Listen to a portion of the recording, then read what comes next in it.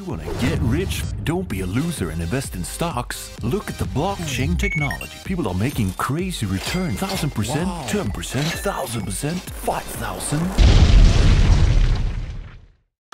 What's going on, guys? It's K-Dub here with another episode of Crypto Zombie. Before we get into it, shout out to everyone that's been liking, subscribing, and commenting. You guys are awesome. So, everyone who woke up this morning, this is what we got to see. I'm actually starting to get afraid to go to sleep at night because every time I wake up, it's just a sea of red. I have to say, when we finally do get this bull run incoming, I don't know if my eyes are going to be able to actually physically deal with all that green. But if we do have a look over here, you know, we did see that we hit a low of 5,800, only to spring back all the way up to 67 roughly, and then we find ourselves back down at, well, actually we've gone up a little bit, 6,200. We're kind of flatlining right now. You know, I was this morning, I was on Reddit checking out all these different forums and stuff like that, and some people are there's just so much complaining and just so much depression and negativity in the space. I just don't think that we need any more of that, guys. I mean, we know that the markets got extremely exuberant December. A lot of people got burned. We all lost money. I lost money. You know, the whole market fell, so it's really not going to solve anything just continuing to talk about that. I would rather focus on, you know, innovations moving forward, just discussing news in general. So moving on, I don't want to get too into that spiel too early. So if we have a look at the biggest gainers of the day, Geo, let's see, up 4,793%. Holy moonshot, Batman. Where can I get myself some sweet, sweet Geo? Well, if we come over here, we can currently find that it is available at Crypto Hub, Crypto Bridge, and Stocks.exchange. Wow, with a daily trading volume of $70,000. Totally doesn't seem like weird or anything. Let's see what it is over here. So it's private transactions, instant transactions, and decentralized. Very, very innovative, guys. So I wouldn't be surprised if I gave this page a quick refresh. What happened? The data's completely gone. Well, there you go, guys. So anyway, GeoCoin. All right, but before we get into it, I just wanted to talk about one thing real quick. So guys, over on Twitter, AidCoin, which is, you can follow them at aid_coin. They're actually doing a pretty cool promotion for they're doing an airdrop for Japan. Long story short, you literally retweet the tweet, and they say that they'll give $5 worth of AidCoin for the Japan flood victims, or if you actually want to donate yourself, you can. So I chose to retweet this. You guys can do the same. Doesn't cost you anything. It's a good cause. Yeah. Also, don't forget Binance. They're doing their disaster relief donation as well. You can send ERC20s over to their link. That's all available on that site as well. Now, moving on to the big news of the day, Trump task force to aid crypto crime investigations. So U.S. President Donald Trump has signed an executive order Wednesday creating a task force that will focus in part on developing guidance for cryptocurrency fraud investigations. The Task Force on Market Integrity and Consumer Fraud, according to the executive order, casts a wide net in its focus of consumer fraud. Yet, notable for the crypto industry, it is mention of digital currency fraud, which is one of a number of areas in which the task force will provide guidance for the investigation and prosecution of cases involving fraud. It's a lot of fraud, guys. That being said, though, we all know that when Donald Trump gets involved, especially when he uses the term force, he means business. Space Force, space, space, space, force, space force, space, space, space, force. Come on, guys, am I right? Am I right?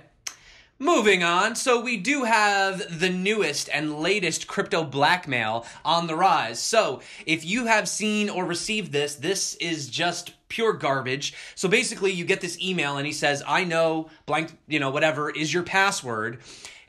You don't know me. You're probably wondering how you got this email. So long story short, the email goes on to say that I've placed malware on adult film clips that I know that you were watching. And while you were watching, I added a remote controlled desktop with a keylogger, which allowed me to basically film the video that you were watching while also filming you.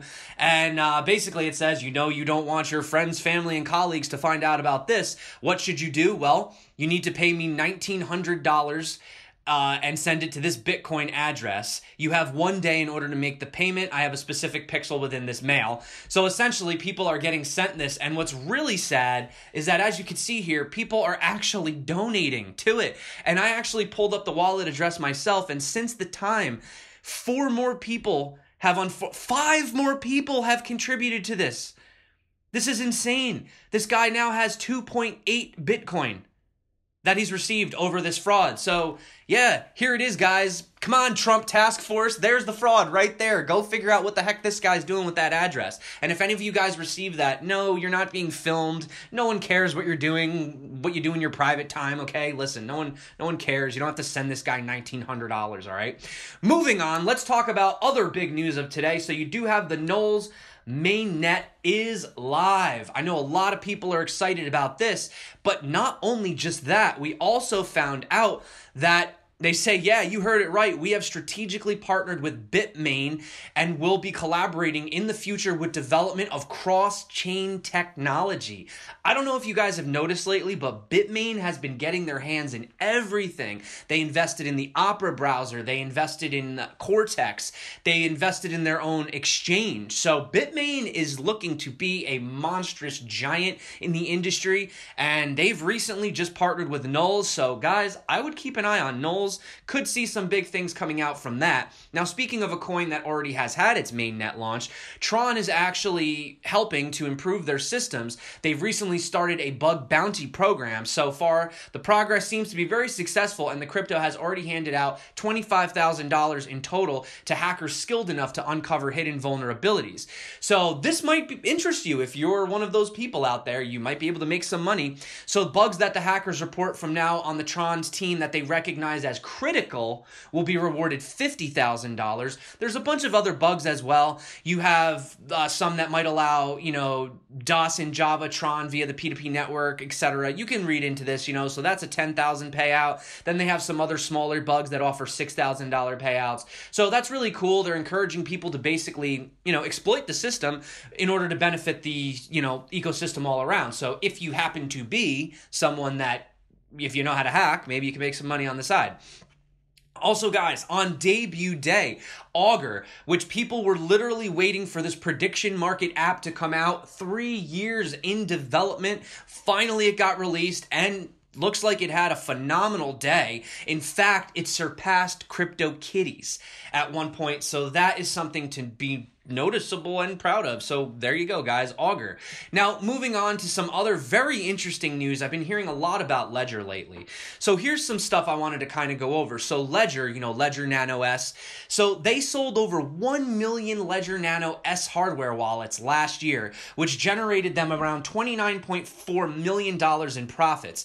So the thing is that Ledger says it's going to soon be expanding its business to cryptocurrency custodianship.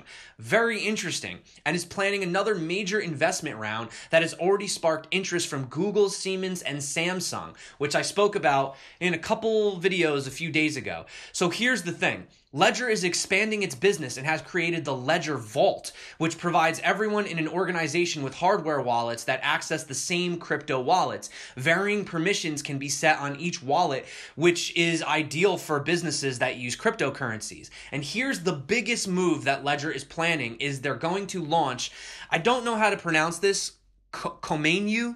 I'm not too sure, but in partnership with Japanese financial giant Nomura, which will be full-fledged cryptocurrency custodian service. So cryptocurrency custodian services are considered the final barrier to mainstream institutional investment, which could release a tremendous amount of money into the cryptocurrency markets. So you have Coinbase, BitGo, and Zappo already launched fully licensed and operational cryptocurrency custodial services, but looks like Ledger is trying to really play some ball with the big dogs here. So there you go.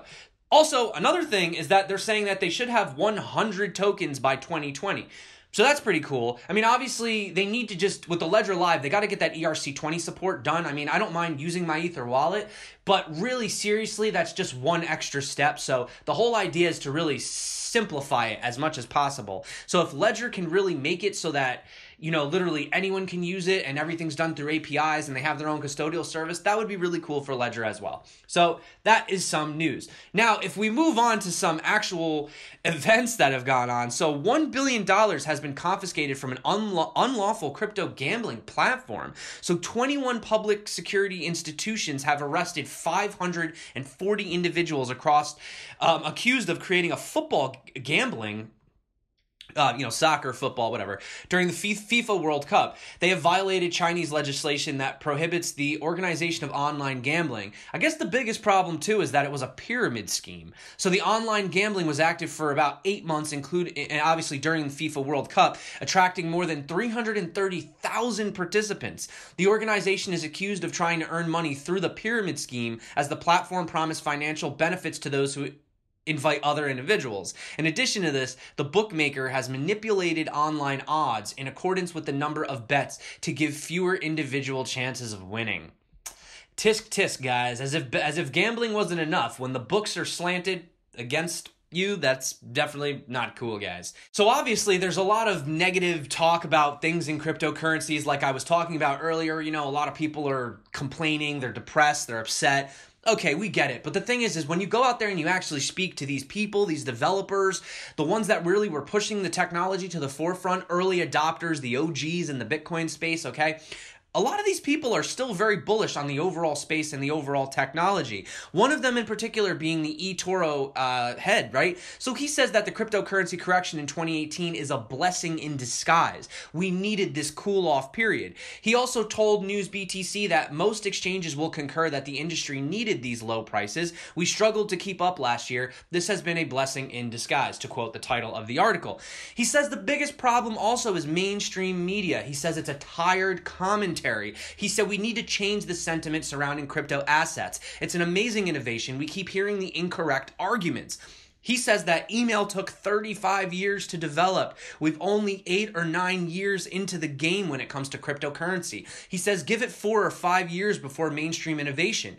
eBay had scalability issues. Amazon had scalability issues. He said, I hope that these reports move away from the tired commentary on crypto. He says, I am tired of reading about Ponzi schemes. It's not a Ponzi scheme. Bitcoin has never guaranteed anybody any set of returns. The volatility of these assets has gone down year over year. Even money laundering, even though the National Risk Assessment in 2017 said that the risk of money laundering is currently very low, we keep reading it in the mainstream press. He says it is a very tired conversation. I agree. Now let's talk about some good news, because I always like to end on some good news, guys. So you have 12 Korean cryptocurrency exchanges that have passed self-regulatory checks in breaking news coming out of Asia. So Korean exchanges like BitHum, Huobi, OKCoin, and CoinOne have recently met self-regulatory requirements for cybersecurity. But many have largely scrapped through the tests with a big gap in their results. Although the exchanges made it through the general requirements with little to no problems, there were large differences between the passing levels of the trading platforms in question. The general standards include some anti-money laundering provisions, issues regarding the adoption of cold wallets, and also the total of minimum assets required. Although there was news of some security issues with the exchanges, the KBA is keeping a tight lip on the details. Obviously, they don't want to leak out, the vulnerabilities. But yeah, but in a nutshell, I guess they're saying that exchanges are pretty safe, right? Well, we'll see until the next big hack, right? So you also have another crazy prediction, guys. So expert bets 8.5 million that Bitcoin will reach $280,000, surpassing Berkshire.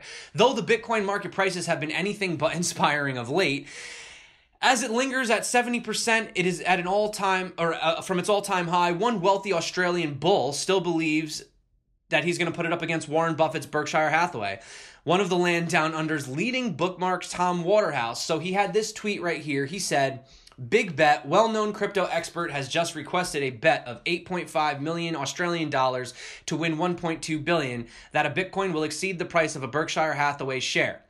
He didn't name the guy, by the way, so this is somebody that's apparently being anonymous. He says, have put him in touch with a large syndicate. Hope he can get set. Wow, so that's interesting.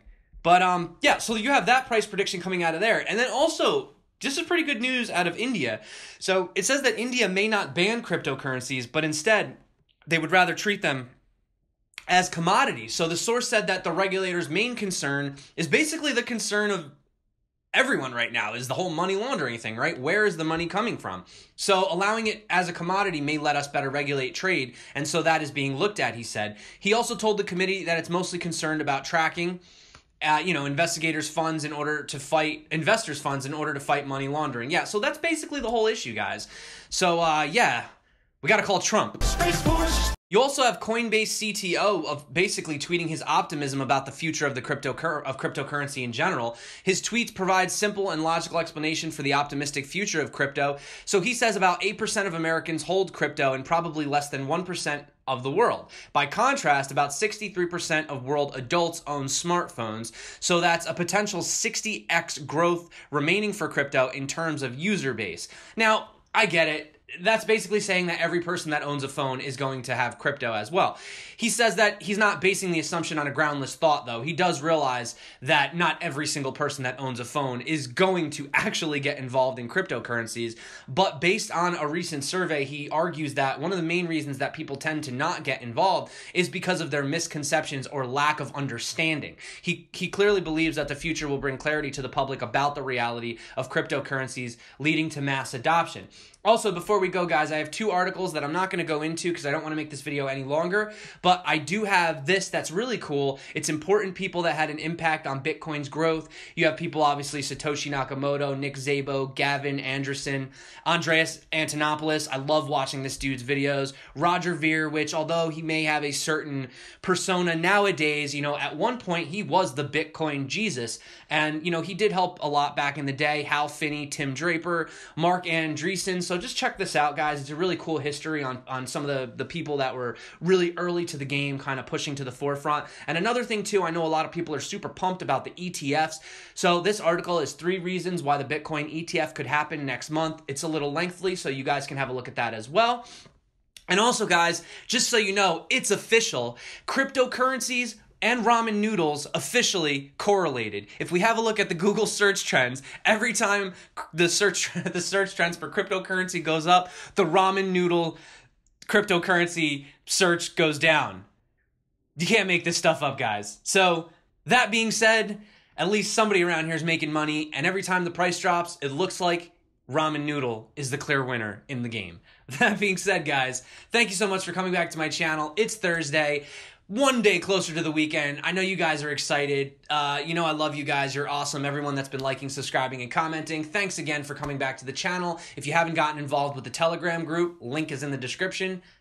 Can't wait to see you there. That being said, my name's K-Dub. This is Crypto Zombie. Until next time, stay crypto, and peace out. Don't miss out on this great investment opportunity. Don't miss out. Do not. This is once in a lifetime.